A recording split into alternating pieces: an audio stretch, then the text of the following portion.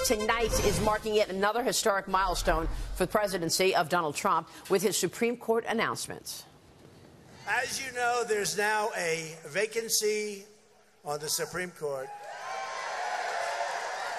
And if you turn in Monday at 9 o'clock, I think you're going to be extremely happy with the selection, right? And they're all great. They're all great. They are all the final four contenders. Reportedly, these judges, Brett Kavanaugh, as well as Raymond Kethledge, Thomas Hardiman, and Amy Coney Barrett. Joining us right now to talk about that is Fox News senior judicial analyst, Judge Andrew Napolitano. Judge, good to see you. Good morning, guys. So each of these candidates has tremendous upside, but some potential conflicts for the presidents as well. Take us through each of these candidates, Judge. All right, I have to tell you that a Titanic battle has been going on below the radar in the past 4 or 5 days over the four of these people. And the battle consists of people that are close to the president and people that are one step removed from the president weighing in on each of these candidates.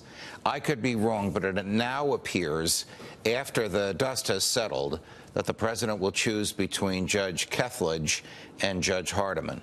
Really? Yes, the battle over Brett That's totally changed from last year. Yes, again, I could be wrong. You know, we'll know in 14 hours. But the battle over Judge Kavanaugh has truly been Titanic between the Bush forces pushing him and a lot of conservatives, mainstream conservatives, rejecting him over the fact that many of his dissents on big government issues were lukewarm, and his involvement in the Ken Starr investigation of Bill Clinton and his overt protection of Hillary. I mean, I don't think President Trump wants this stuff regenerated in a Kavanaugh confirmation hearing, but that's the fear that has been placed before him.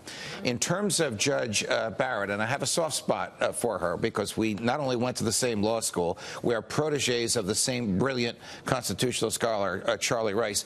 Professor Rice was on Reagan's short list that produced Antonin Scalia, just to give you the mindset. He has since passed away. So, though I don't know Judge Barrett personally, we have a lot of mutual friends, including a former clerk of mine who was a colleague of hers on the Notre Dame law faculty. Having said all of that, I think it is the absence of any judicial record on her part. It's not her fault. She just went on the bench 7 months ago, which has caused the president to maybe say, you know what, I think I will look at her the next time around. Now, I am giving you a snapshot as things were when I went to bed last night. For all I know, it's changed radically by come this morning. Appointing Amy Barrett would be what? You think that would be? I think it would be a very smart political move right now. Because the Democrats right now are framing this as a battle for women's rights. And putting a woman on the court, then almost by virtue of the fact that she is a woman, it makes it really hard to position yourselves that way going into the midterms. Would think. Yeah, I think that is an excellent line of thinking. The president may be looking at it a little differently, but let me add to your line of thinking. What better visual is it than to have Judge Barrett sitting at the table with the full Senate in front of her, turning around and naming off each of her 7 children. Yeah. Talk about a visual that the president wants on everybody's television set. There it is. Yeah. But this battle has been fierce. And not enough of a record. Down and dirty. Who wants this? Who's a good person? Who's not a good person? I'm confident that it's down to Judge Kethledge and Judge Hardiman. Now, what about this whole? The Democrats are really positioning this as a fight for women's rights. They're acting like this is definitely going to be Roe versus Wade. I don't think so. I don't think so at all. I'll tell you why.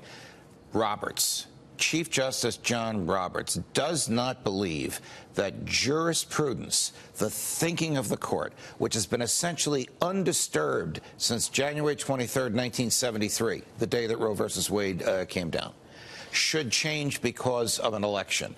Because if it could change one way because of an election, should it change the other way? Because it's been in place for 40 years. Correct. And people, I'm pro-life, but I understand and recognize that people, women, have come of age expecting to have this available. Choice. Correct.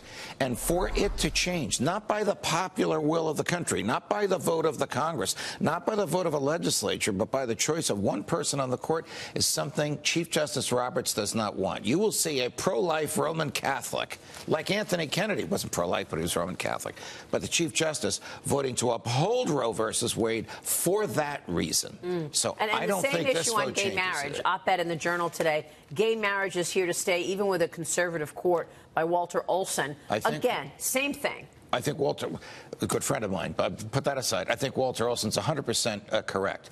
The court will undermine its own legacy if it takes away rights it once recognized on the basis of the way the political winds are blowing. That is quintessential John Roberts, and he's going to labor mightily to prevent it from happening. And that's not the way the framers intended this, with positions for life on the court that could transcend multiple administrations, right? Right. Right. Look, the president's going to make an argument tonight, which you usually don't hear from presidents. He's going to talk about originalism, the idea that the Supreme Court should interpret the Constitution in 2018 in accordance with its original public understanding in 1789. No president has ever made that. Who is the principal progenitor of that theory?